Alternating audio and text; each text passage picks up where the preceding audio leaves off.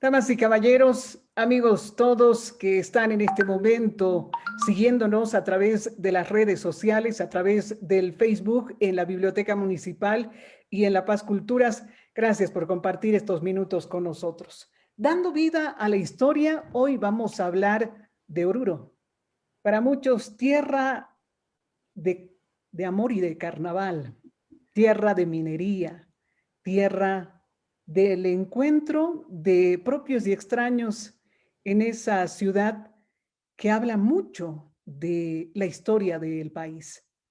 Hoy, además de todas esas características, vamos a hablar de la sublevación de Oruro, del 10 de febrero de 1781. Muchos consideran esta fecha como un hito fundamental en el inicio de la guerra por la independencia que terminó con la Constitución de la República de Bolivia el año 1825. Hoy vamos a recordar a quienes han protagonizado el 10 de febrero de 1781 esa revuelta, esa sublevación que se vivió en esa tierra. Y lo vamos a hacer con expertos. En esta jornada nos acompaña Fernando Cajías, Javier Cárdenas, Maurice Cazorla, historiadores.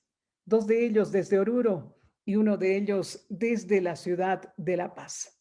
Permítanme comenzar este conversatorio dando inicio con don Fernando Cajías.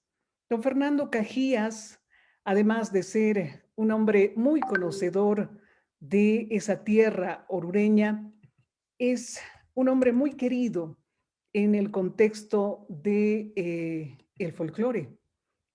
Allá, como muchos lo llaman, en esa tierra donde se baila, donde se disfruta del carnaval. Don Fernando Cajías es licenciado en Historia por la Universidad Mayor de San Andrés, doctor en Historia por la Universidad de Sevilla, con su tesis relacionada justamente a esta temática que hoy nos concentra. Oruro, 1781, sublevación indígena y revuelta criolla, tesis publicada por el Instituto de Estudios Bolivianos de la UNSA y el Instituto Francés de Estudios Andinos. Es catedrático de Patrimonio Cultural en Bolivia de la Universidad Mayor de San Andrés y la Universidad Católica Boliviana. Actualmente prepara un libro sobre la fiesta en Bolivia. Esto podemos destacar entre las muchas cualidades que tiene el historiador en la rama justamente que hoy nos ocupa. Don Fernando Cajías, le cedemos la palabra en esta instancia para que nos dé el marco referencial de lo que ocurrió ese 10 de febrero de 1781. Muy buenas tardes y bienvenido. Su micrófono, por favor.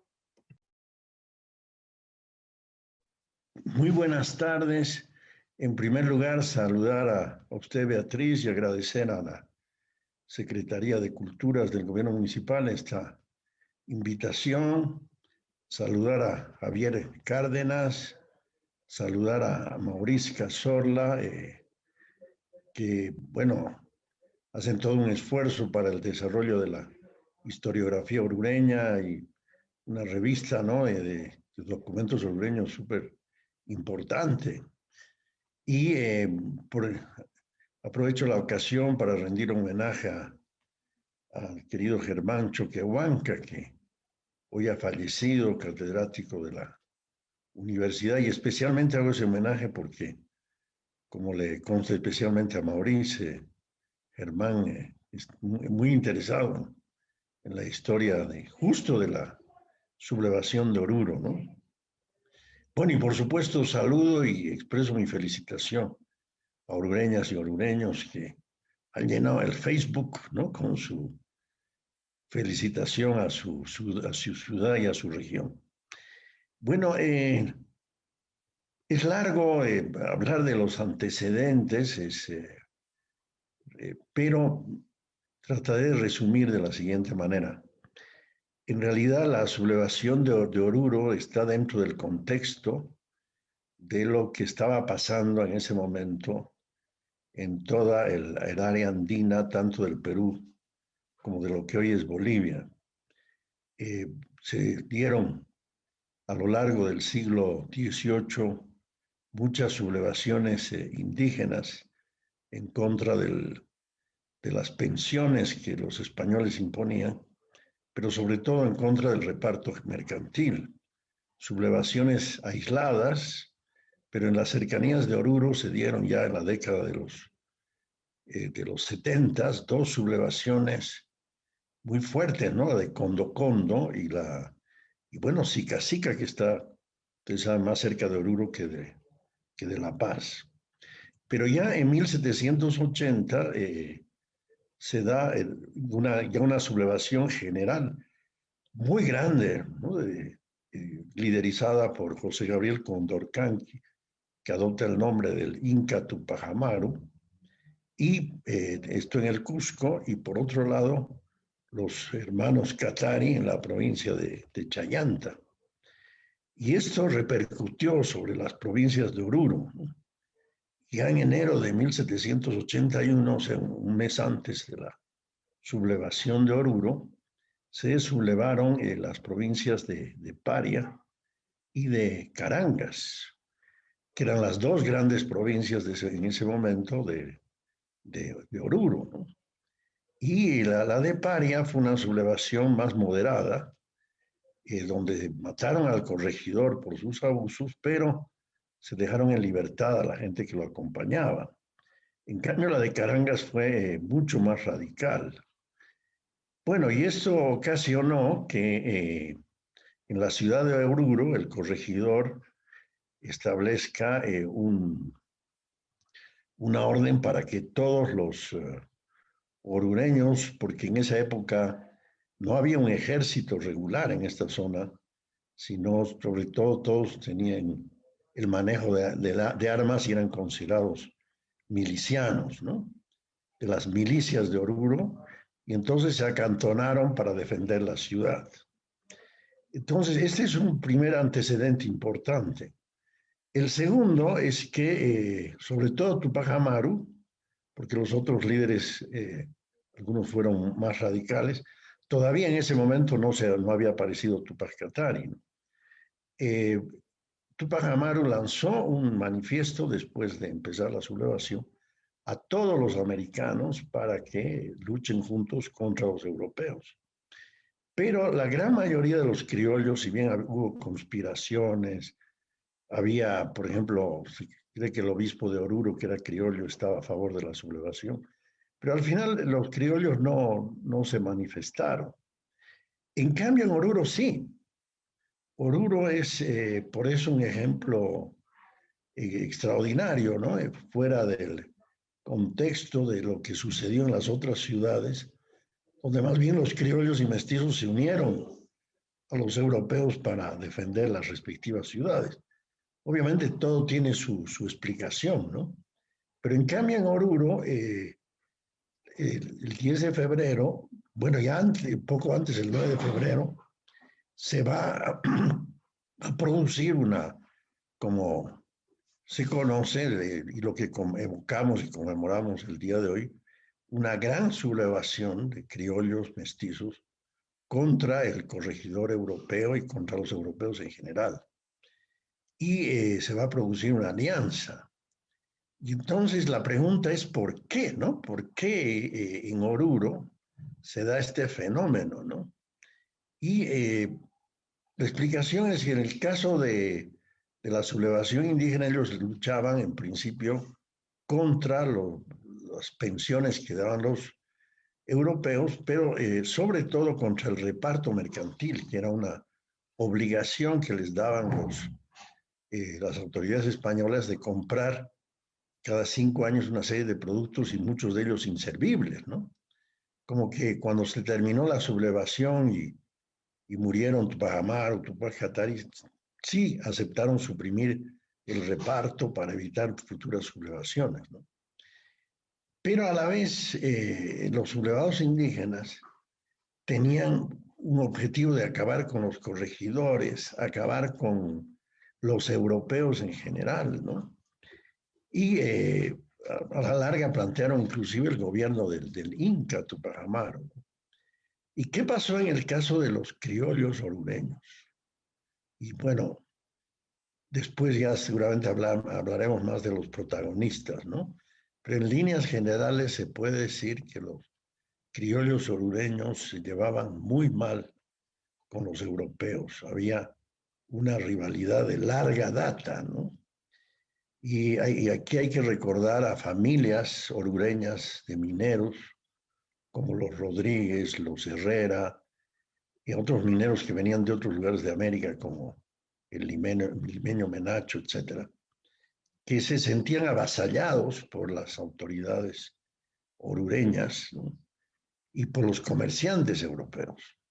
Entonces, en el caso de la ciudad de Oruro hay una crisis minera. Era una ciudad minera que había, en la década de los 60, 70, había tenido un repunte de su minería, pero justo a fines de la década de los 70 hay una crisis minera.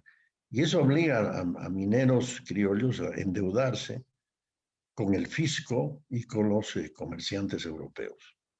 Pero por otro lado, las familias criollas orureñas eran de larga data, se sentían como, bueno, muy bien posicionados en Oruro y les molestaba, bueno, como pasa en otras ciudades también, que llegaba un españolito recién y ya tenía más poder como corregidor, se quería meter también a explotar las minas.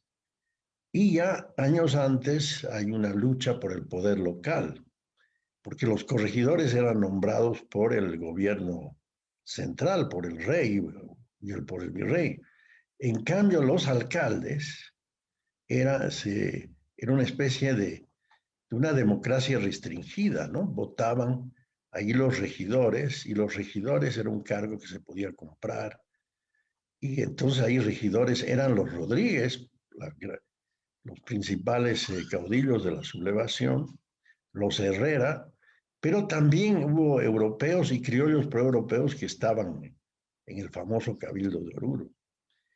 Pero siempre habían gobernado los criollos, se turnaron las alcaldías. En cambio, 2 años antes empezaron los europeos, y en la última elección, justo en la de enero de 1781, por una serie de maniobras, ganaron los europeos, lo que se llamaba el Partido Europeo, ¿no?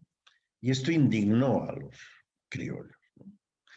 Entonces, se podría dar mayores datos, por ejemplo, el mutuo desprecio que se tenía entre europeos y criollos, pero a la larga la causa precipitadora ya fue esta elección, y que coincidió, como les digo, como recordaba, perdón, en enero con esta gran sublevación que se dio en las provincias vecinas de Oruro, y en el hecho de que en el momento del acuartelamiento, el corregidor Urrutia, porque es una ola vasca la que llega a Oruro, ¿no? De recién llegados y muy ambiciosos, etcétera. Este Urrutia provoca a los milicianos, y es cuando Sebastián Pagador va a iniciar la sublevación, arengando, ¿no es cierto? Y por otro lado, estableciendo a los milicianos criollos, que los europeos los tenían ahí encerrados porque los querían matar, ¿no? Ahora, ¿qué rol jugaron los Rodríguez en todo eso? Si fueron los que los mandaron a Sebastián Pagador, etcétera. Bueno, esto no está exactamente, ¿no?, probado en la conspiración, pero luego se ve en los resultados, ¿no? Porque los de Paria derribaron al corregidor y lo nombraron su corregidor a Juan de Dios Rodríguez. Y en la sublevación, cuando termina el corregidor de Oruro escapando, y toda la población orureña, porque ahí la pregunta es ya no quién participó, ¿no?, sino quién no participó, porque fue una sublevación general de criollos mestizos, sobre todo el 10 de febrero, terminan, lastimosamente los comerciantes europeos se encierran en una casa, y bueno, ahí fueron prácticamente aniquilados y la sublevación triunfó, ¿no? Y apenas triunfa, ¿a quién nombran corregidor? al nuevo corregidor de Oruro, a Jacinto Rodríguez, ¿no? Y esto no puede ser casual, seguramente era parte de todo ya un acuerdo. Bueno, ¿qué es lo que pasó después? Ya vamos a ver y cuáles eran los objetivos y consecuencias de esta gran sublevación. Pero para mí el 10 de febrero de 1781 fue definitivamente uno de los primeros movimientos pro-independentistas que se dieron en América. Y como digo, hay una coincidencia entre la sublevación indígena y la revuelta criolla, y una alianza entre indígenas y criollos que lastimosamente, por razones que ya vamos a ver, no duró mucho tiempo. Bien, esto diría como una primera parte de los antecedentes. Muchísimas gracias a Fernando Cajías. Justo, doña María González pregunta o preguntaba, ¿qué rol jugaron los Rodríguez y Herreras en el levantamiento? Parte de la respuesta la dio don Fernando Cajías hace unos instantes al hablar de Jacinto Rodríguez, entre otros, de los que justamente quería doña María conocer algunos otros detalles, pero vamos a seguir hablando. Gracias por escribirnos, nos están escribiendo en la página de Facebook de la Biblioteca Municipal y también en la página de Facebook de La Paz Culturas, donde estamos haciendo esta transmisión en directo de este conversatorio relacionado al 10 de febrero a propósito de la fecha efemérides orureña de 1781. Saludamos a Anita Olivares, nuestra seguidora desde Antofagasta, Chile. Gracias, Anita. Ceci y Consuelo MT también dicen que están atentas, escuchando esos relatos a través de las voces de sus invitados. Vamos a continuar hablando de los antecedentes y para ello nos vamos a ir de La Paz hasta Oruro para saludar a don Javier Cárdenas. Él es un estudioso de la historia y experto en el tema de la rebelión del 10 de febrero de 1781. Ha publicado varios documentos relacionados justamente a esta temática. Ha sido parte y es parte articulista del periódico La Patria, de La Razón y otros tantos matutinos. También junto a Maurice Cazorla realiza una importante labor en el rescate de la historia que concierne a este y otros temas en el departamento de Oruro. Don Javier Cárdenas, gracias por acompañarnos. Un verdadero placer tenerlo en este conversatorio y vamos a seguir en esos antecedentes que llegaron a constituir ese 10 de febrero de 1871. Bienvenido. Muy buenas tardes. Muchas gracias por la invitación. Un saludo a todos los orureños en el 10 de febrero. Todavía estamos festejando. Y también a todos los que nos escuchan para poder tocar este importante tema. Muy bien explicado lo del doctor Fernando Cajías sobre aquello de los antecedentes sociales, económicos que sucedieron en la villa de Oruro. Sin embargo, cuando empecé a hacer un estudio histórico, me llamó la atención la parte del antecedente político. El doctor Cajías reconoce que el principal antecedente político de la rebelión del 10 de febrero tendríamos que retroceder hasta 1739. Allí yo hice una investigación hace 15 años, donde pude hacer trabajo de campo también y de archivo, en la cual pudimos comprobar que hay un proceso importantísimo desde 1739 para poder entender lo de 1781. ¿Y por qué la villa de Oruro se caracteriza por ser la única que apoyó la propuesta del programa de Tupac Amaru? Bien, en 1739 se aglutina a diferentes sectores sociales en una conspiración que el Archivo General de Indias lo menciona como una especie de rebelión en contra del reino. Está específicamente hablándonos de un movimiento anticolonial. Lo importante de este movimiento conspirativo se basa en la redacción de un documento que es el aporte más importante de la época. Es un documento que nos va señalando también el retorno de la monarquía incásica. la eliminación de los corregidores, un proyecto multiétnico, ¿no? Estamos entonces ante algo muy parecido a lo que se proponía, llegó en diciembre de 1780, cuando el correo de Navidad llega aquí a la Villa de Oruro, y se conoce el Edicto de Lampa. El Edicto de Lampa tiene varios elementos completamente parecidos al Manifiesto de Agravios, y es por ello que en la Villa de Oruro ya se conocía, digamos, este tipo de propuesta política. Nosotros hemos ido averiguando si también tuvo efecto en el sector rural, y hemos encontrado de que en Guanuni, que también en Condocondo, inclusive hubieron indígenas de Chayanta, que se abre todo un proceso que dura años, pero desde el mes de junio, cuando se detienen a los conspiradores y son ejecutados, otros son desterrados, otros son ahorcados, por primera vez se forma la milicia en la Villa de Oruro, un antecedente para la milicia de 1781. Esto duró durante 6 meses, en el cual se la villa. El antecedente más importante de la consecuencia del Manifiesto de Agravios es que el documento es pedido por el virrey de Lima. El documento es llevado a Lima y es copiado en el palacio por un mestizo, Gurruchaga. Este mestizo, a la vez que trabajaba para un oficial del virrey,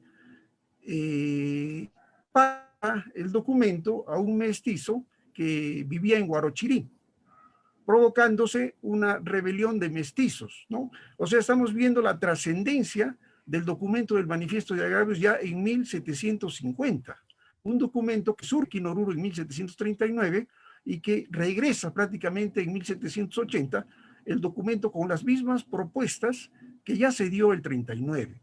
Entonces, tanto el sector de los criollos aquí en Oruro, como los de alrededores de Toledo, todos ellos, ya sabían, ya conocían, digamos, este tipo de propuestas, y por ello nosotros podemos percibir o deducir de que ello ha sido la respuesta para que pueda tener una mayor acogida en la Villa de Oruro y en sus alrededores. Muy bien, a partir del Manifiesto de Agravios, los criollos orureños se sienten, digamos, ellos con autoridad poder negociar con el corregidor. Esto está en el informe del Archivo General de Indias 363, el expediente, donde se menciona que el oidor Mirones de la Villa de La Plata llega a Oruro justamente para poder hacer los interrogatorios y todo el proceso de los encausados, y él menciona de que tanto el corregidor como los criollos orureños, mineros, que estaban, digamos, alterados por esta situación, la ejecución de otro criollo que fue Juan Vélez de Córdoba, salieron abrazados de una reunión, ¿no? Coincidentemente, a partir de entonces, el corregidor Espeleta, que es quien actuó en 1739, es reelegido 3 veces como corregidor de Oruro, algo sui generis, ¿no? Aquello hace ver, digamos, una preferencia por su actuación en 1739. Él también conforma una especie de sociedad minera con su padre de los Rodríguez de Herrera, Melchor Rodríguez de Herrera. Tienen empresas mineras que posteriormente, por ejemplo, la mina de Antequera era en sociedad entre el corregidor Espeleta y Rodríguez de Herrera. Después pasa a poder de Rodríguez de Herrera. A partir de ahí vamos nosotros viendo del 39, 40, 50, que hay división en grupos o partidos en la Villa de Oruro. Y los Rodríguez de Herrera, de preferencia, van logrando puestos estratégicos tanto en la milicia como en el poder local. Hasta 1700, antes que llegue el corregidor Urrutia, ¿no? A partir de ahí, el corregidor Urrutia quiere, en este caso, hacer a un lado a los Rodríguez de Herrera y les impone, por ejemplo, de que no pueden postular al puesto del cabildo aquellos que tienen deudas de azogue. Justamente Jacinto Rodríguez tenía deudas. Entonces quería inhabilitar a los criollos. Surge una voces que después desencadenan los hechos que ya conocemos, pero ahí podemos ver ya una disputa entre los españoles y entre los criollos americanos. Cuando llega el edicto de Tinta, nosotros nos encontramos ante ¿qué?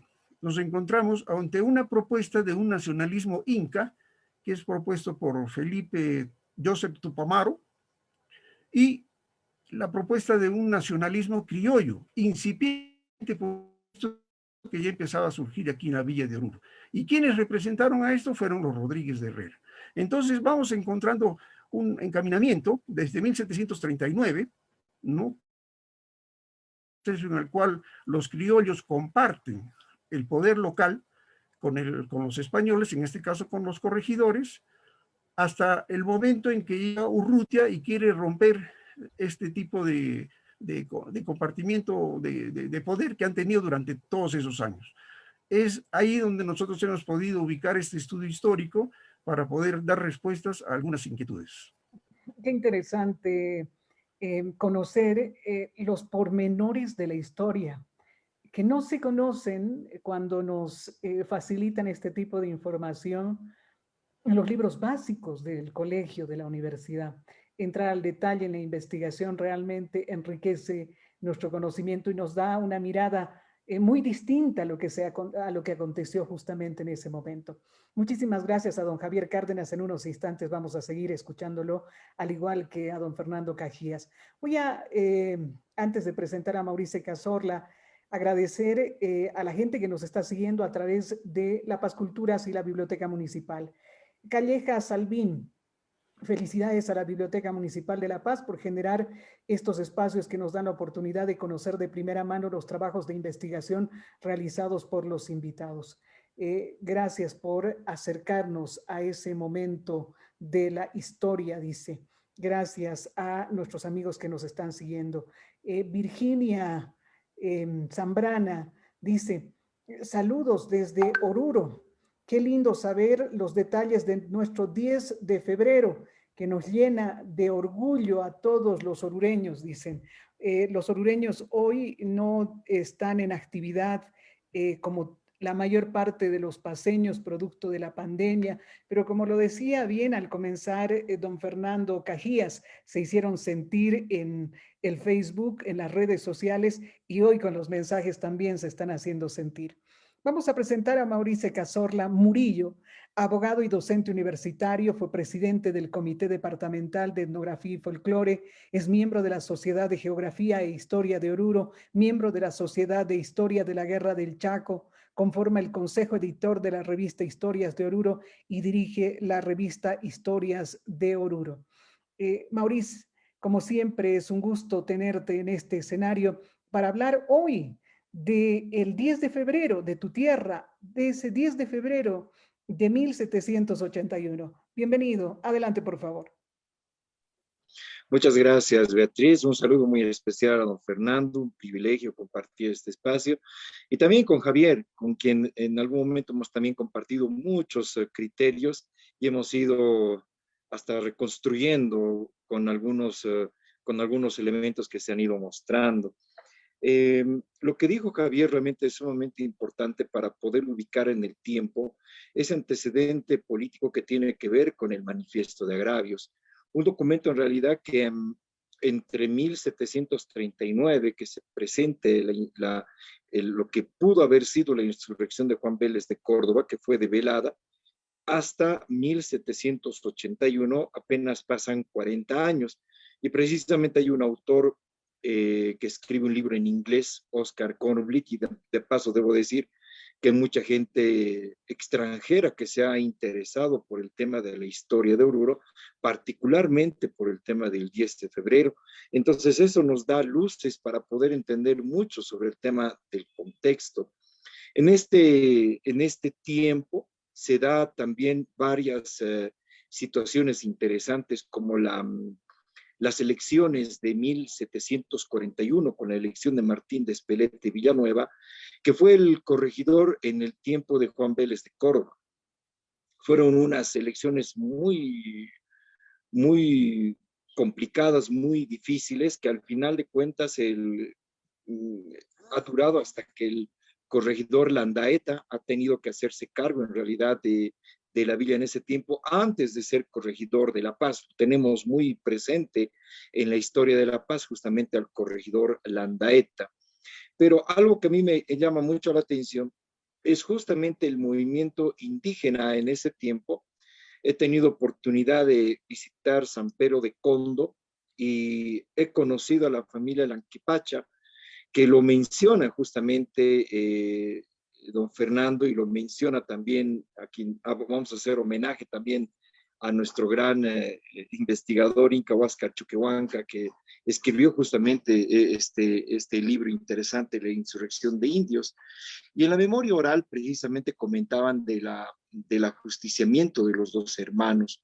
No, lamentablemente en Condocondo, que ahora es San Pedro de Condo, que fue conocido como San Pedro de Condo, no existe mayor documentación, pero sin embargo sí podemos decir que en ese tiempo, en ese lapso de 40 años, ha habido un proceso de conexión, de coordinación entre las comunidades, entre los diferentes grupos indígenas, y a lo que iba a pasar en 1739 fue algo que se generó como algo vigente.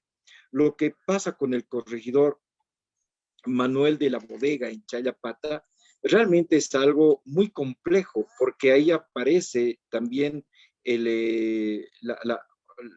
la figura de Lope Chungara, ¿no? Que precisamente es tomado preso en realidad por el mismo corregidor Manuel de la Bodega, y que al final todos los indígenas solicitaban justamente su liberación.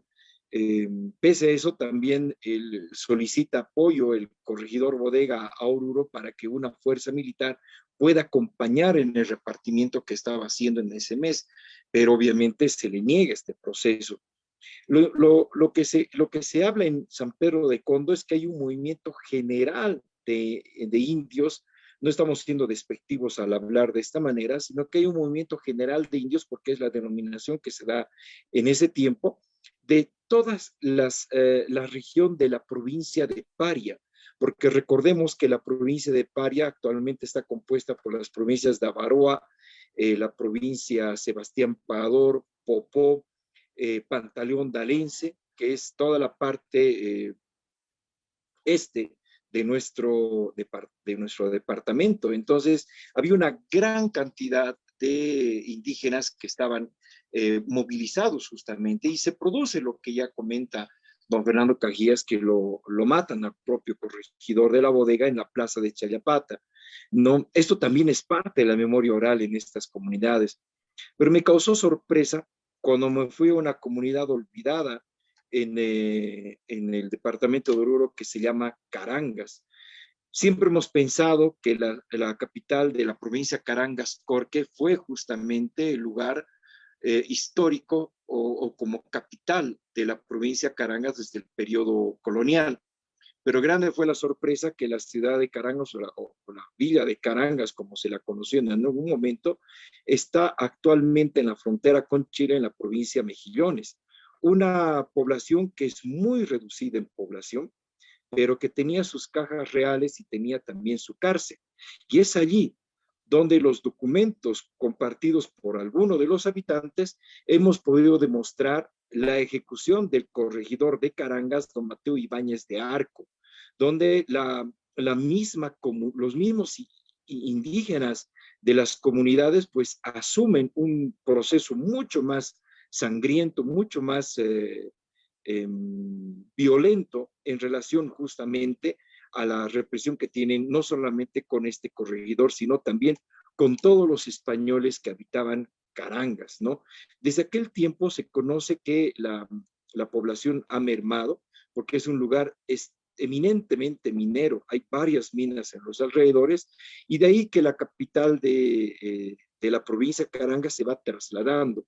Una temporada está en Guayamarca, en San Pedro de Totora, después termina definitivamente en lo que es actualmente la población de Corque, donde se levanta el archivo judicial y donde muchos de los documentos que refieren un poco a la persecución de los españoles en ese tiempo se encuentran en este archivo.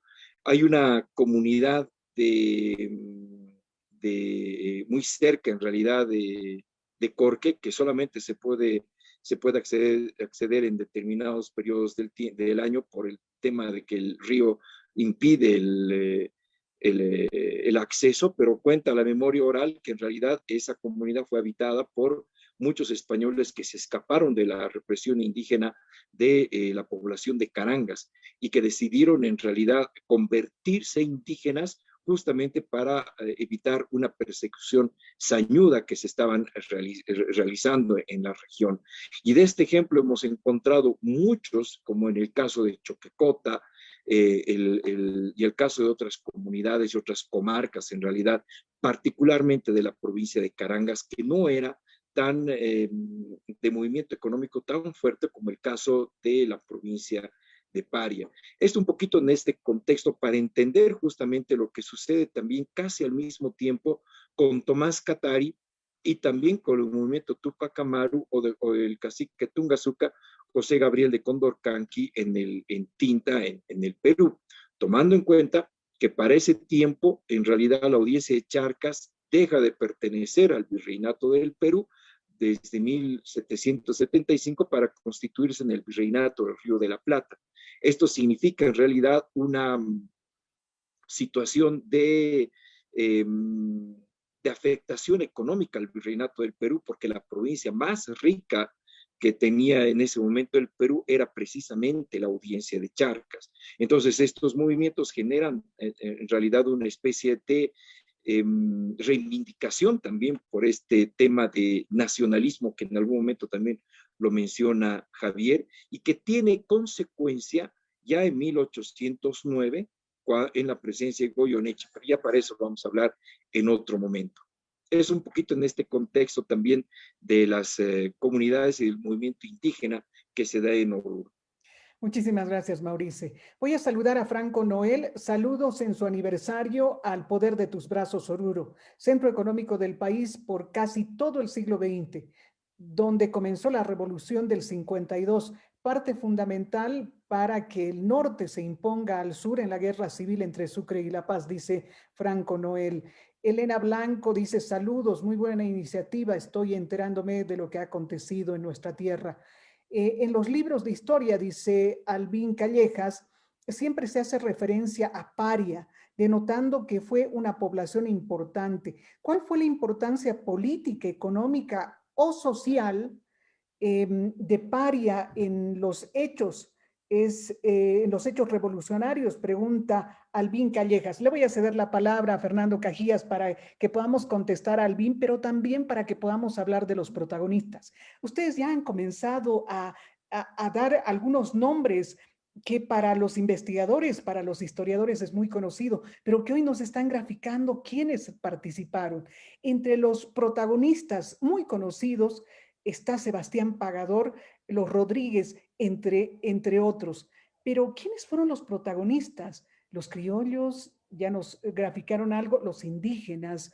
Se habla también de la participación de los negros. Don Fernando Cajías, le cedemos la palabra otra vez a usted, por favor, adelante. Abramos el micrófono. Su micrófono, por favor, don Fernando. Me han hecho apagar, siempre me olvido de volver a aprender. Bueno, quiero agradecer mucho a Javier y a Maurice porque han hecho lo que dice, ¿no? Brodel, una historia más de larga duración, y eso es muy importante, ¿no? Porque nos han llevado a los antecedentes ya no solamente más inmediatos, sino, como ellos han recordado, desde el manifiesto de agravios, ya se veía en toda esta región un espíritu rebelde muy grande, ¿no? Ahora bien, ya acercándonos más a lo que pasó el 10 de febrero, podemos decir, ya lo han recordado muy bien también Javier y Maurice, que el hecho inmediato más importante es que la rebelión de los Katari, ¿no? De los hermanos Katari en Chayanta. Inclusive, y como ha recordado Mauricio, hay la rebelión de Condocondo en el inicio de la década de los 70, y cuando los Katari van a acercar la ciudad de La Plata, hoy Sucre, y tienen que ceder las autoridades de la audiencia, los sueltan a los presos de Condocondo. Lo que muestra ahí esa relación, ¿no? Hay un expediente en el archivo de Sucre, que es un expediente grande que yo confieso no haberlo podido ya trabajar, pero por supuesto está ahí para poderlo trabajar, que es toda la rebelión donde aparecen estos protagonistas de los hermanos Languipacha, y hay una división ahí, ¿no? De Anansayas y Urinsayas muy interesante. Bueno, entonces hay antecedentes, como ya se ha dicho, de rebeliones indígenas, y muy importante que se lo haya recordado. Y además de esta rebelión de los Katari, que fue pionera, porque ya fue en agosto de 1780, luego se subleva Tupac Amaru, pero Tupac Amaru adquiere algo muy importante, y es que él en un largo proceso se hace reconocer por las propias autoridades españolas, que no sabía lo que iba a venir, su ascendencia de los incas, ¿no? Y a veces yo les digo a los estudiantes, Tupac Amaru era como el dueño de Transcopacabana de la época, ¿no? Porque era dueño de una gran cantidad de mulas, o sea, era todo un personaje muy bien formado, etc. Y con esta experiencia que lo reconoce como inca, se proclama, ¿no? Y recibe el apoyo, inclusive Tupac Katari se consideraba virrey de Tupac Amaru. Entonces todos le reconocen que él es el que manda, ¿no? El Inca. Y en el caso de Oruro, por lo menos en todas las declaraciones que he podido ver ya de los presos de la sublevación, tenían, ¿no? Esa esperanza de que el Inca implante su gobierno y los libere del reparto de mercantil y de las pensiones. Ahora, como han recordado Javier y Mauricio, hay que Oruro tenía dos grandes provincias, ¿no? Paria y Carangas. Una cosa es el pueblo de Paria, que es el más antiguo, ¿no? Dicen de toda la llegada de los españoles, pero otra cosa es la provincia de Paria, que abarcaba todo el oeste de Oruro, y su capital es Chayapata. Y los de Chayapata, a mi modo de ver, no sé si está de acuerdo conmigo, Javier y Mauricio, se puede decir, la cabeza de la sublevación indígena en la región de Oruro, y que además tienen esta línea que los dos han recordado también, de buscar una alianza con los criollos, ¿no? Y en ese sentido, sobre todo el Lope Chungara, que es el jefe de los de Chayapata, y que, como en todas las sublevaciones, terminaron con la muerte del corregidor. Sin embargo, él liberó a los acompañantes del corregidor. No hace como recordaba Mauricio en Carangas, que la persecución fue durísima contra todos los europeos, inclusive en la confusión ahí hay también gente criolla que muere, ¿no? Pero luego ya cuando la sublevación se radicaliza, a Lope Chungara lo matan los propios rebeldes radicales, ¿no? Cuando ya terminó la alianza entre criollos e indígenas, pero de eso se verá un poco posteriormente. Pero creo que ese es un personaje como líder de los de Chayapata, ¿no? Y López Chungara, una vez que ya es desconocido por los rebeldes indígenas, porque él quiso mantener la alianza con los criollos, y cuando los rebeldes comienzan a cometer excesos en la ciudad, ayuda a que salgan, es reemplazado por un líder que creo yo que no ha sido suficientemente reconocido, que es Santos Mamani. Santos Mamani, el nuevo líder de Chayapata, ya en la etapa dura del enfrentamiento, inclusive con los criollos, ¿no? Entonces, Santos Mamani y Lope Chungara, yo creo que son los dos grandes protagonistas desde la sublevación indígena. Ahora, en el caso de la revuelta criolla, bueno, ahí, por supuesto, está la memoria de Sebastián Pagador, que obviamente hay su famosa arenga que es como ya un grito libertario, ¿no? Pero por otro lado, después desaparece, en los documentos se habla poco porque lastimosamente en el momento que se produce la entrada de los rebeldes indígenas a la ciudad, él es encomendado por los Rodríguez a que defienda las cajas reales, prometiendo a los indígenas que les van a devolver los tributos, pero ahí en la refriega un grupo radical, como sucede en este tipo de movimientos, lo matan, ¿no? Y entonces en el largo juicio que hay contra los rebeldes de Oruro, se habla de Sebastián Pagador, pero menos que de otros personajes, ¿no? Entonces creo que coincidimos con Javier y Maurice que ahí los más fuertes de la rebelión fueron los Rodríguez. Juan de Dios, más moderado, ¿no?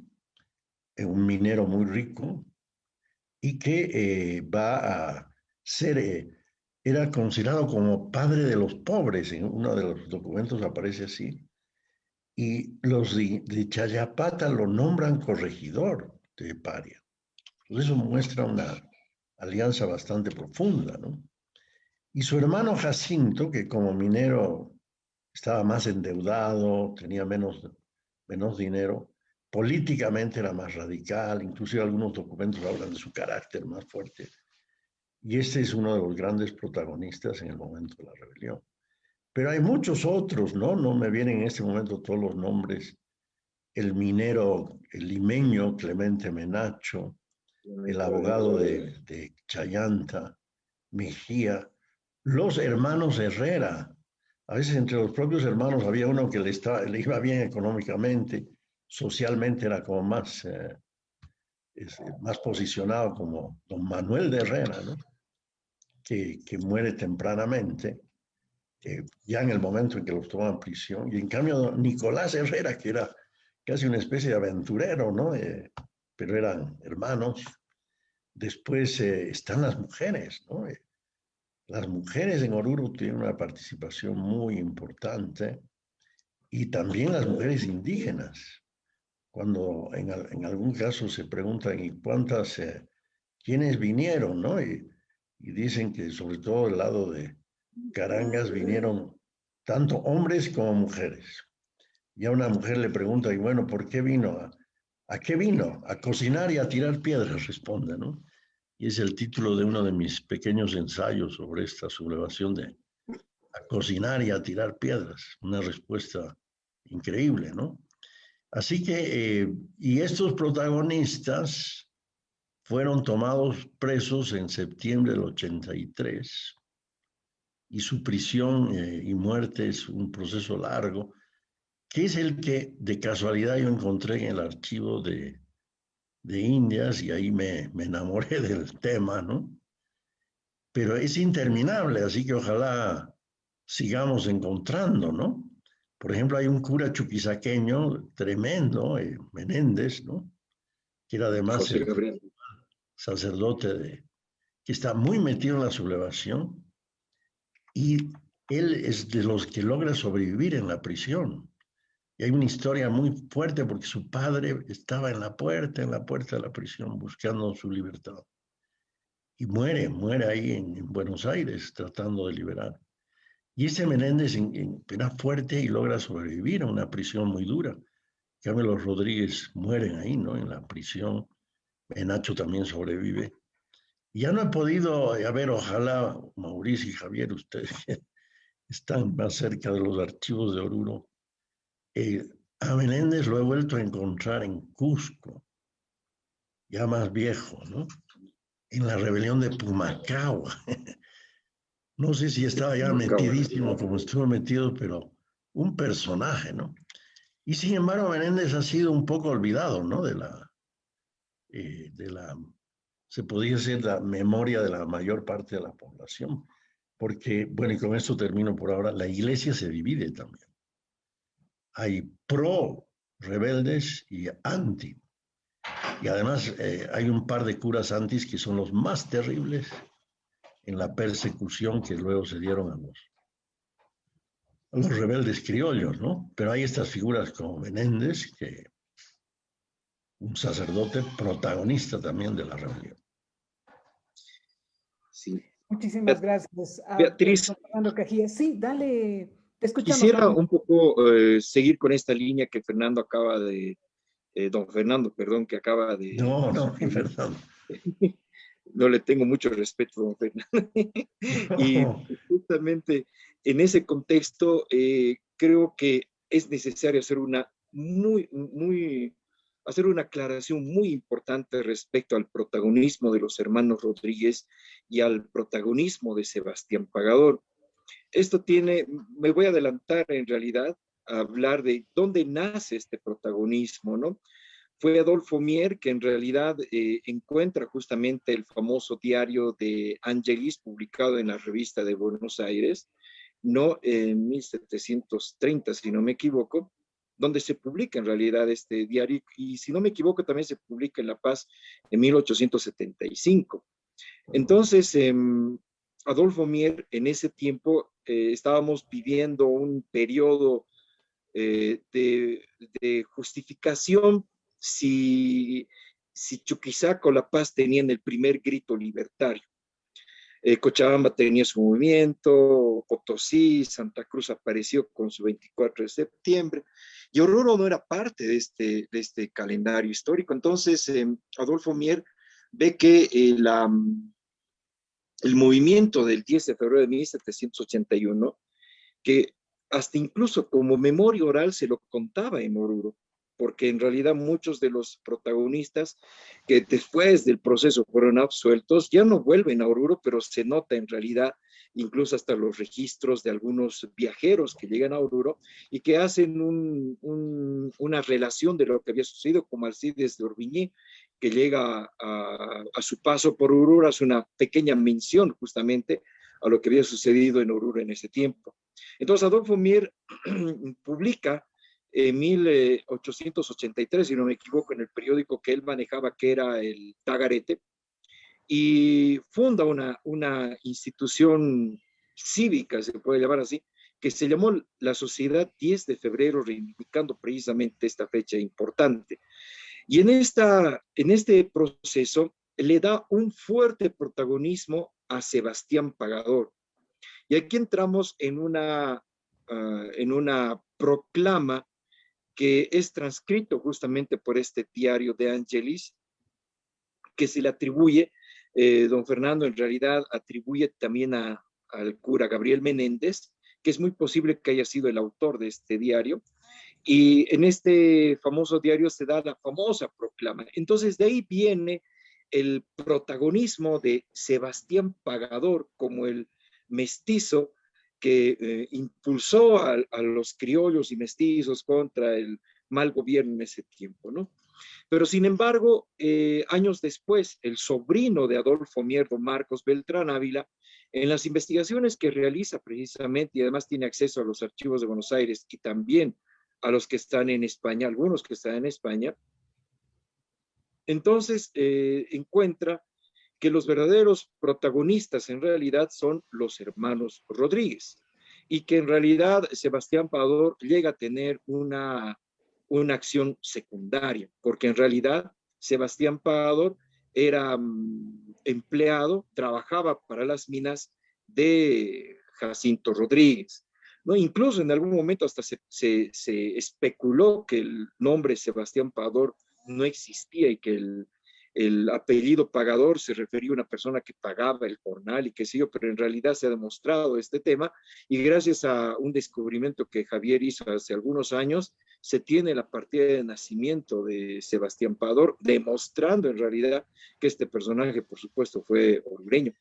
Entonces se da un debate interesante entre el sobrino y el tío, Adolfo Mier y Marcos Beltrán Ávila, y en su libro de capítulos de historia colonial de Oruro, Marcos Beltrán Ávila hace una relación y desmerece en realidad el diario de Ángeles, ¿no? Y obviamente con otros documentos trata de mostrar que los verdaderos protagonistas eran los hermanos Rodríguez, ya con los antecedentes que don Fernando nos ha comentado, como es el caso de Jacinto y de Juan de Dios Rodríguez.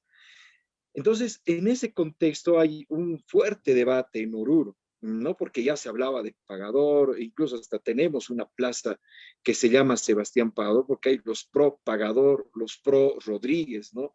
Hace pocos años, hace menos de 10 años, se ha inaugurado un monumento recién a los hermanos Rodríguez, haciendo una reconstrucción ideal de cómo pudieron haber sido estos personajes, porque lamentablemente no tenemos retratos de estos personajes. Entonces, de ahí viene justamente este interesante debate que lamentablemente ha generado un distanciamiento entre Marcos Beltrán Ávila y Adolfo Mier, ¿no? Y casualmente y de manera paradójica, ambos están enterrados juntos en el cementerio, en el mausoleo de notables de Oruro, ¿no? Esperemos que en el más allá por lo menos hayan arreglado estas diferencias.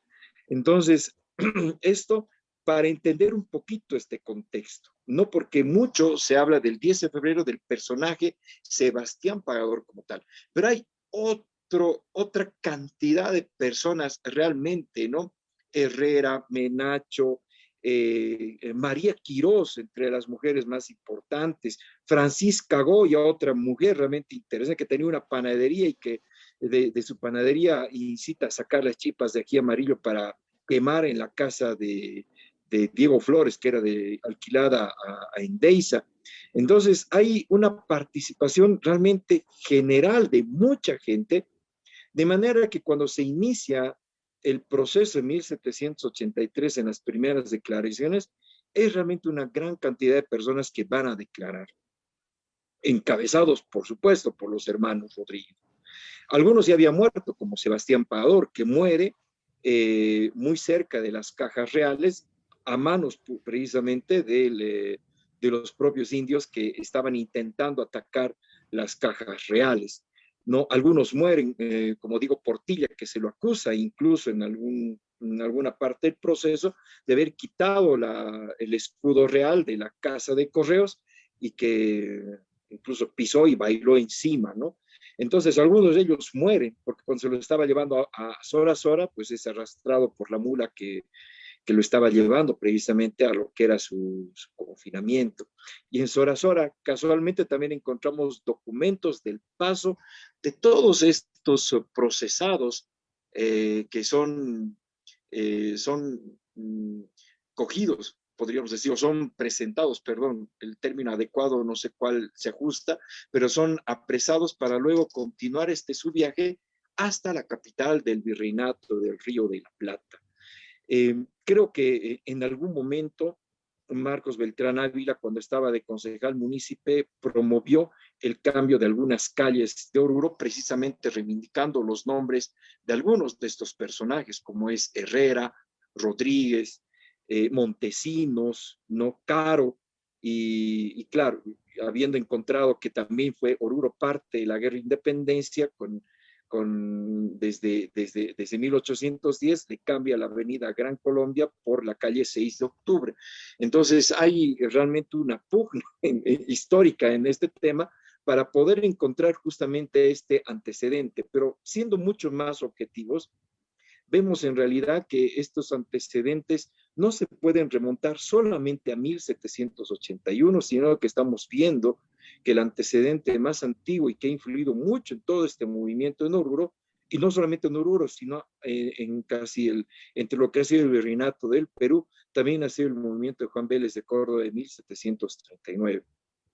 Eso, digamos, como parte de este proceso, porque ya entrar en el detalle de los acontecimientos, yo me deleito mucho cuando leo el último capítulo de tomo 1 de don Fernando, porque realmente es una crónica impresionante para entender lo que ha sucedido el 10 de febrero de 1781 y que viene a colación con otros documentos más que poco a poco se están encontrando y que nos están ayudando a entender mucho mejor cada uno de estos acontecimientos. Gracias, Maurice. Carlos Fuentes dice un gran abrazo al gran y único doctor Fernando Cajías.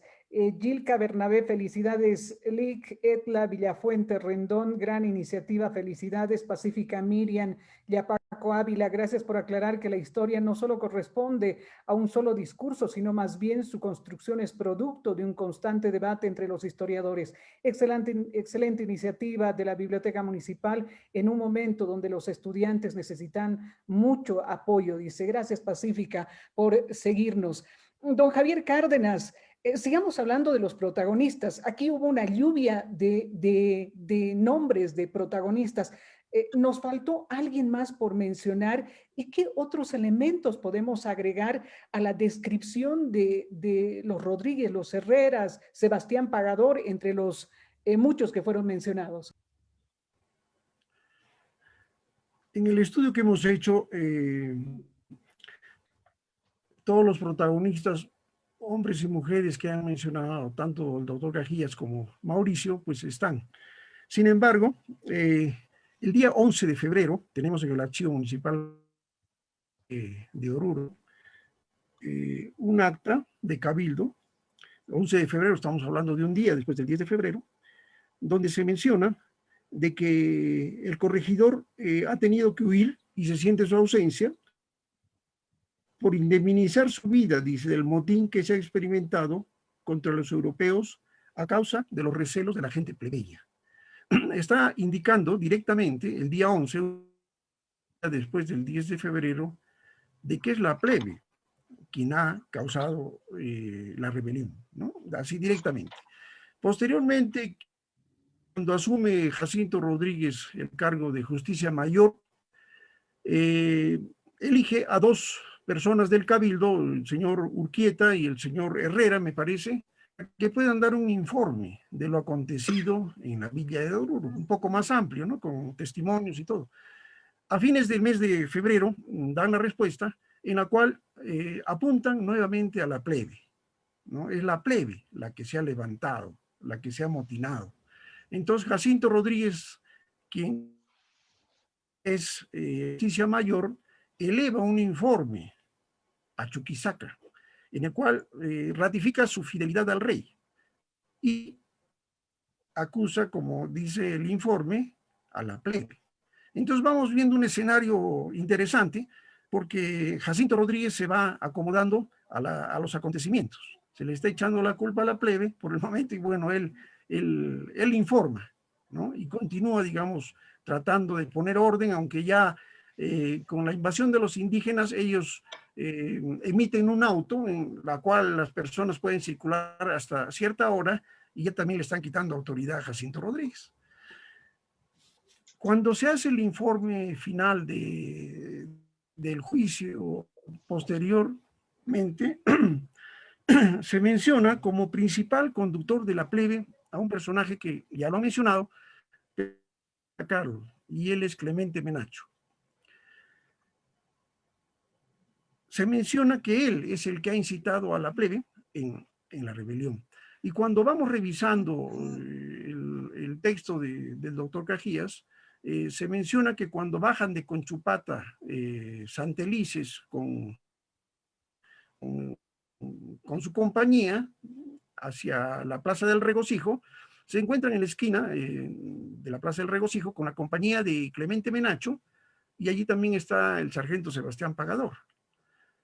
Se inicia una especie de forcejeo, trifulca, y los persiguen los milicianos criollos a la compañía de españoles hasta la de Endeiza, y el ataque, podríamos decir, del 10 de febrero, propiamente dicho. Entonces ahí vemos una parte interesante en la que Clemente Menacho, que es jefe de la compañía que está en la Plaza del Regocijo, es quien se encuentra presente el 10 de febrero. ¿No? Ya lo explicó el doctor Cajías perfectamente, que no estuvieron ni Jacinto Rodríguez, tan menos Juan de Dios Rodríguez, porque estaba en Popó, presentes la noche del 10 de febrero.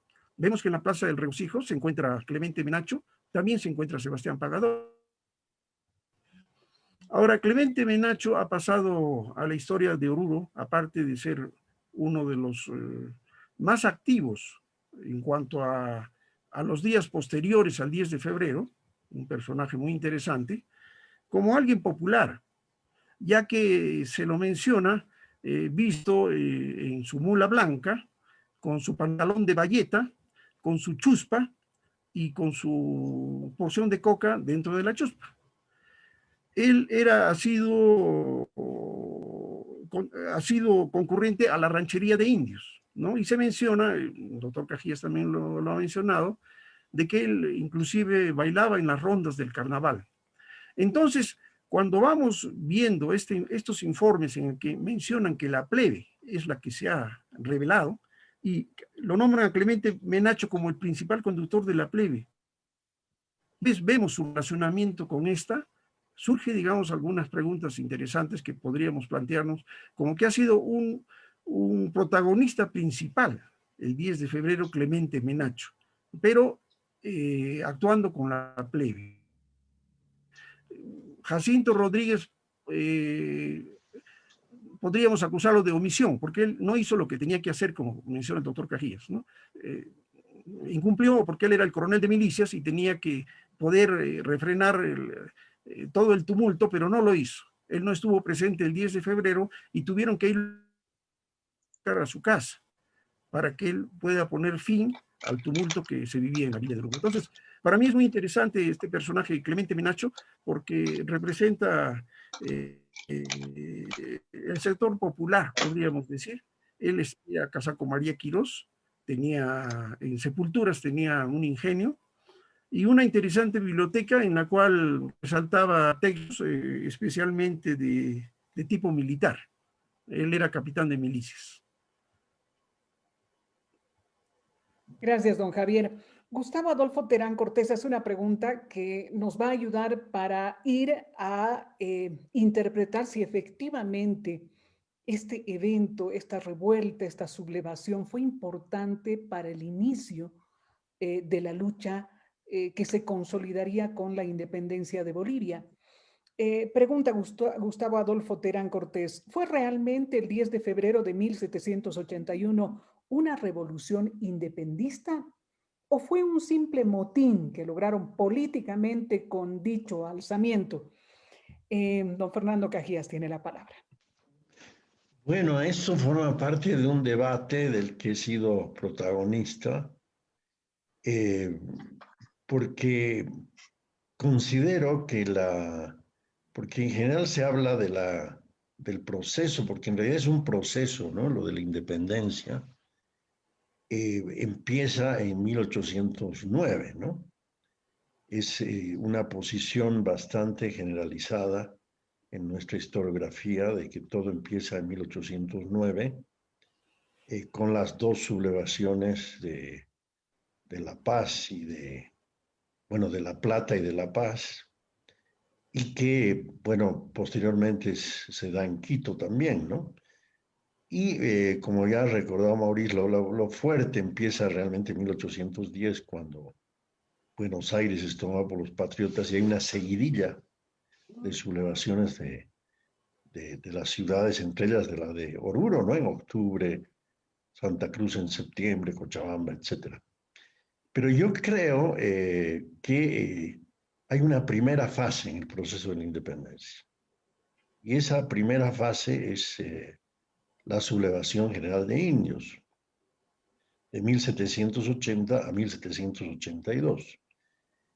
Y obviamente tienen antecedentes, como ya lo dijeron Mauricio y Javier, en estos movimientos que se dieron a partir de 1730.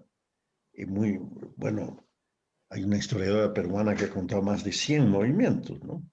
Scarlett O'Phelan. Y yo creo, indudablemente, como han recordado, los criollos se dieron cuenta se dio, porque en la casa del famoso comerciante Endeiza, la casa además de de un chileno que interviene también en la sublevación, que es Diego Flores, ¿no? Habían muerto, pues, comerciantes muy importantes. Pero el causante de todo esto, el corregidor, logró escapar. Y ese corregidor, desde Cochabamba, donde estaba, comenzó a hacerles mala fama a los criollos de Oruro, ¿no? Él fue uno de los causantes para que la corona, bueno, sobre todo las autoridades, perdón, del Virreinato de Buenos Aires, vean a los de Oruro como verdaderos instigadores, ¿no? Los acusan, en cambio, inclusive de estar a favor de Tupac Amaru, en fin. Entonces, yo a veces pienso lo que sucedía en las dictaduras militares, ¿no? Que obviamente cuando apresaban a un conspirador de izquierda decía que no estaba metido para no... y si es uno ve las actas, dice, no, no confiesa lo que ha hecho, ¿no? Y entonces hay a mí la mayor dificultad que me ha dado reconstruir el 10 de febrero es que hay diferentes momentos de las declaraciones de los mismos personajes, ¿no?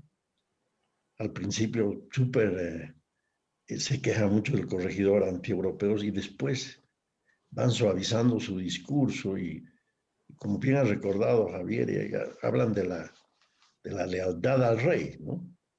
Pero a mi modo de ver, ¿cuál es la prueba de que se pueda decir que es un movimiento que sí está dentro del proceso hacia la independencia? Hay que recordar que lealtad al rey también estaba en lo de 1809, ¿no? Era muere el mal gobierno, viva Fernando VII. Y entonces, en el caso de Oruro, particularmente, hay dos elementos muy fuertes. Primero, que también están contra el mal gobierno. Hablan profundamente contra la mala administración. Igualmente los sublevados indígenas, ¿no? Contra los corregidores. Prueba de ello es que después de la sublevación eliminan ese cargo y lo reemplazan por las intendencias. Y el otro elemento es el anti-europeísmo, ¿no? Son anti-europeos. Y no quiere decir que haya habido, digamos, una total discriminación contra los europeos, ¿no? Había también amigos, bien lo han recordado Javier y Mauricio, que don Jacinto Rodríguez siempre dijo que un amigo europeo que podía declarar que él durante el 10 de febrero estaba en su casa, ¿no? Entonces los europeos dicen, ¿cómo estaba en su casa comiendo tranquilo mientras estaba en Oruro, pasando lo que estaba pasando, ¿no? Y entonces, por eso, a mi modo de ver, Jacinto Rodríguez sabía lo que estaba pasando. Y, como han recordado, los dos Rodríguez tenían el mando de las milicias, porque su poder político era también poder militar. Y por eso unos personajes que tenían poder económico, poder político, poder militar, y vienen, bueno, voy a usar una palabra, esos desgracias decían de los urrutias y demás que llegan a Oruro y rompen el equilibrio, ¿no? Y en lo que coincido también mucho con Javier y Mauricio, y lo último que ha dicho Javier es que Menacho es un personaje, y es de los sobrevivientes, y ojalá algún rato se encuentre dónde se fue a dar Menacho, ¿no? Además, él y su esposa muere de cáncer en el pecho en la cárcel, y es un sufrimiento terrible, terrible de la señora, ¿no? Entonces, este Clemente Menacho era un mulato limeño, pero es algo increíble que se lo acusa. Una prueba, como ha recordado Javier, de que él estaba con los indios, es que bailaba las rondas, como si eso era pecado, ¿no? Las rondas de carnaval con los indígenas. Entonces, perdón, en relación a la pregunta, es parte de un debate. Siento que, algunos dicen, es que no usaron la palabra independencia.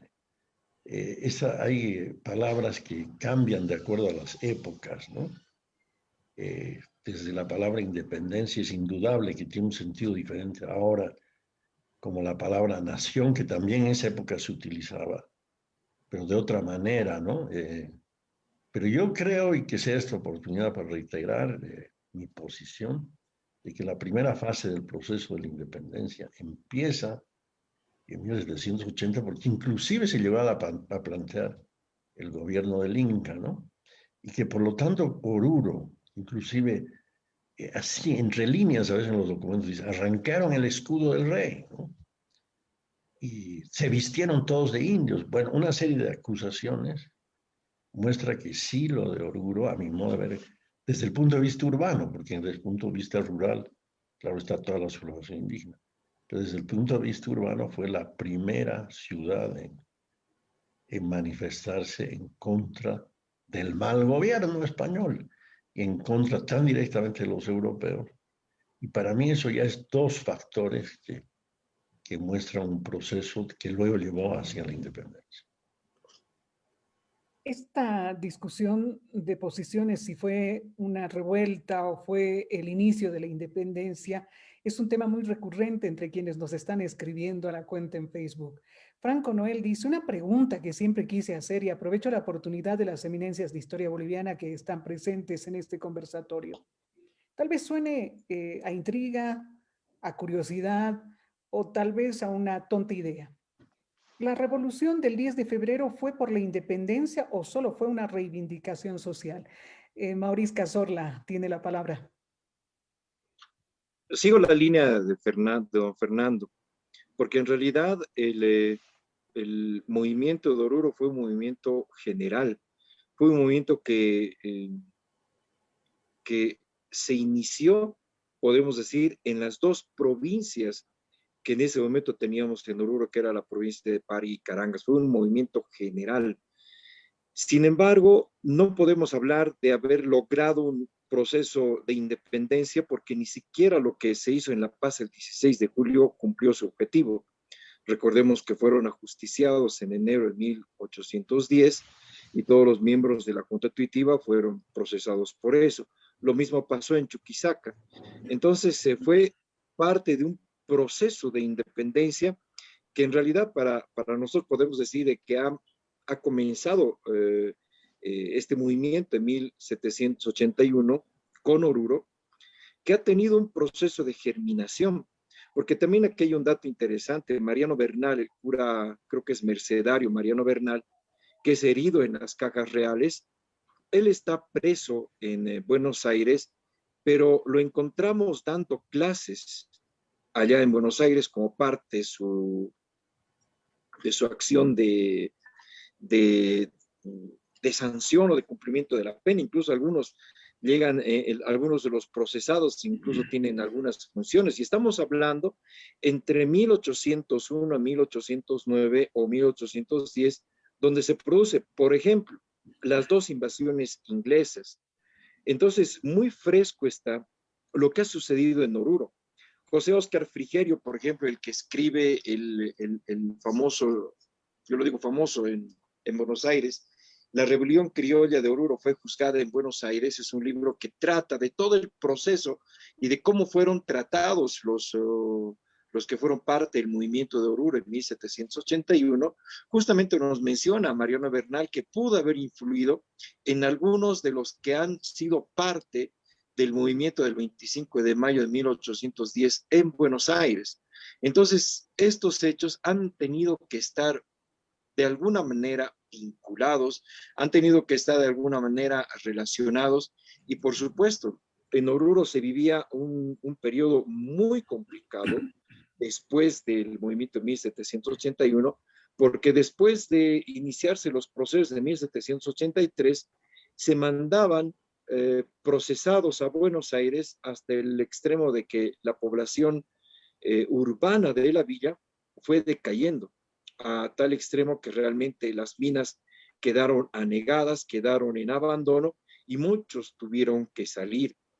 Entonces ahí es la pobre descripción, que es realmente un reflejo de lo que sucede en Oruro, de María Concepción Gávira, por ejemplo, cuando hace su estudio sobre el tema de la situación de Oruro después del movimiento del 10 de febrero de 1781, la gran crisis minera.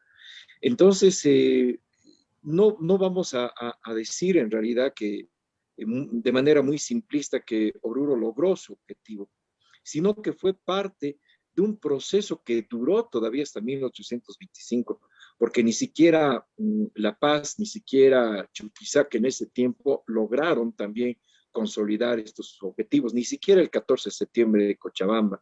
Entonces fue parte de un proceso muy complejo que nos tocó vivir en la audiencia de Charcas, pero que tenía como su germen lo que había sucedido justamente muchos años antes. Y para nosotros, y sería interesante considerar que el antecedente más antiguo para este movimiento está muchos años antes, ¿no? Que es el famoso Manifiesto de Agravios de 1739.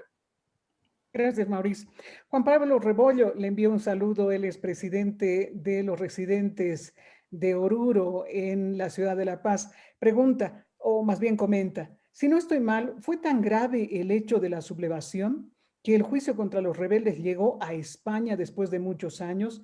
Incluso pese a haber muerto muchos o todos los procesados, se ratificó la sentencia de pena de muerte para que quede constancia de que no se podían dar alzamientos en contra de la corona. Don Javier, ¿fue así?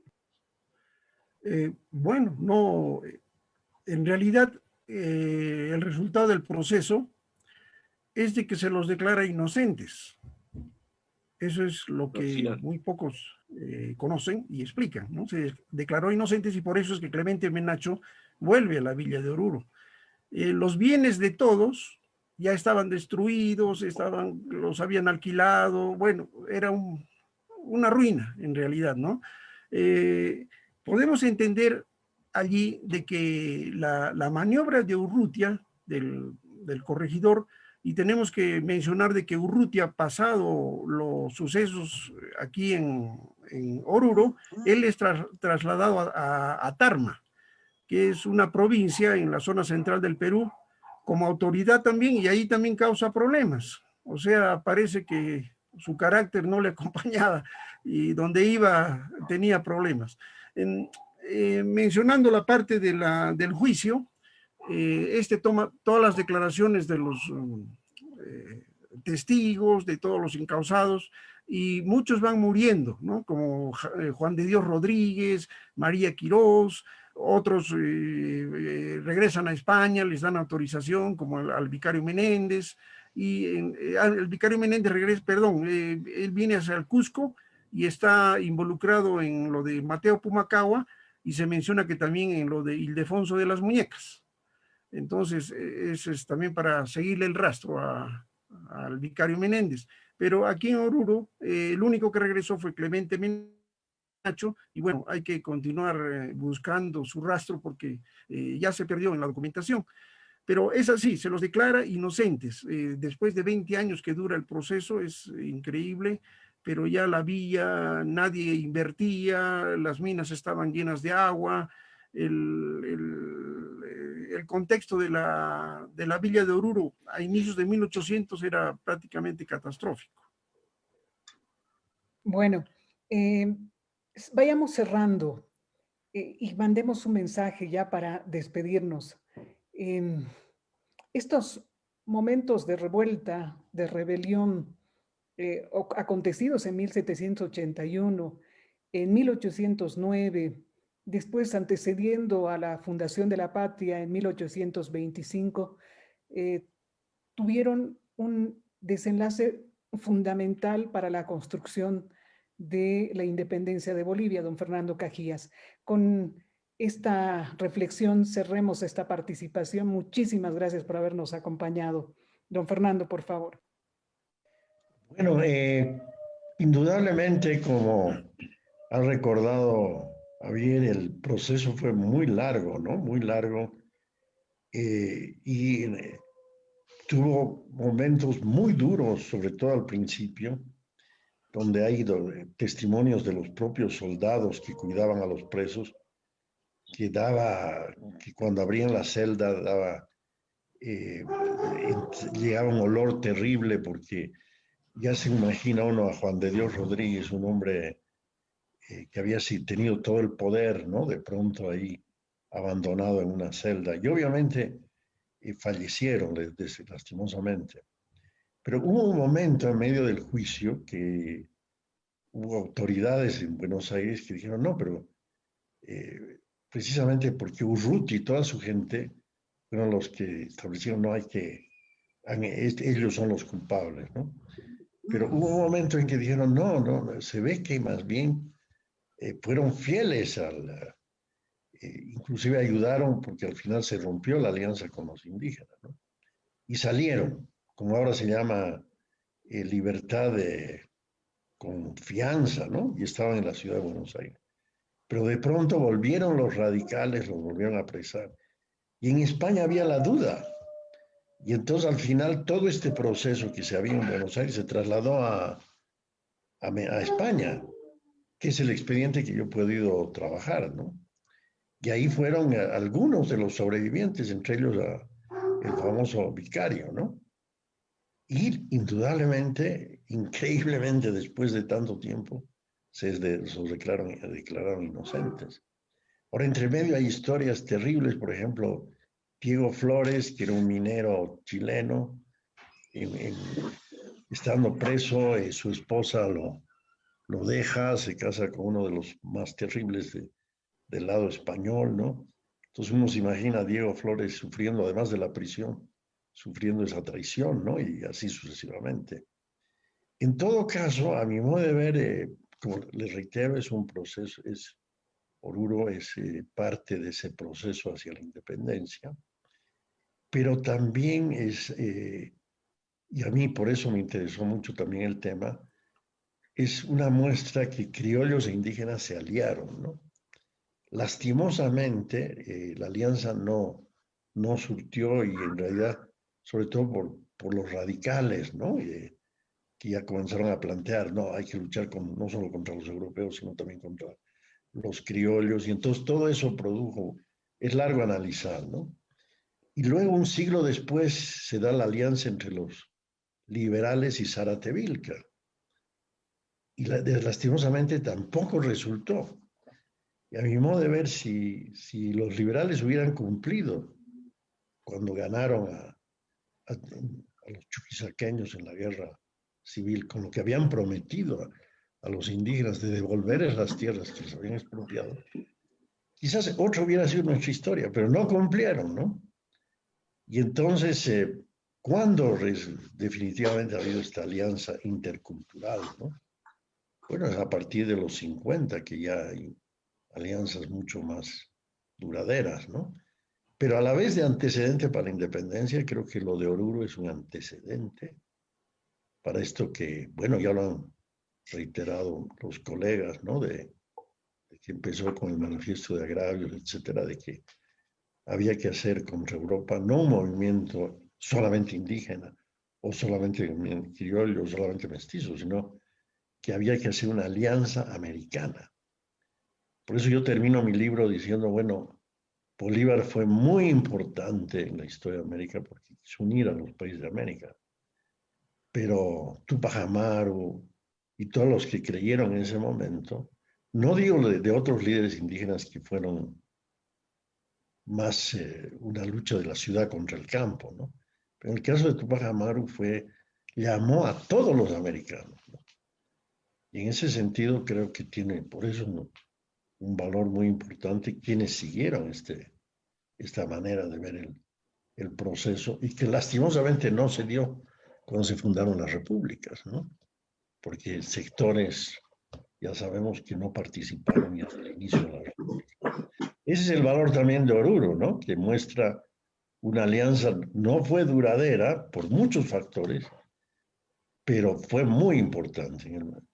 Recuerden el momento, ¿no? De López Chungara, como ha recordado Maurice, cabalgando junto a Juan de Dios, ¿no? El 11 de febrero entrando triunfantes a la ciudad que había ganado a los europeos. Es linda manera de rememorar, reconstruir y hacer una figura de los hechos históricos. Jorge Pacheco dice, interesante y excelentes historiadores. Muchísimas gracias. Ágreda Efra hace un comentario. Los reos de Oruro estaban en las manzanas, dice, de luces.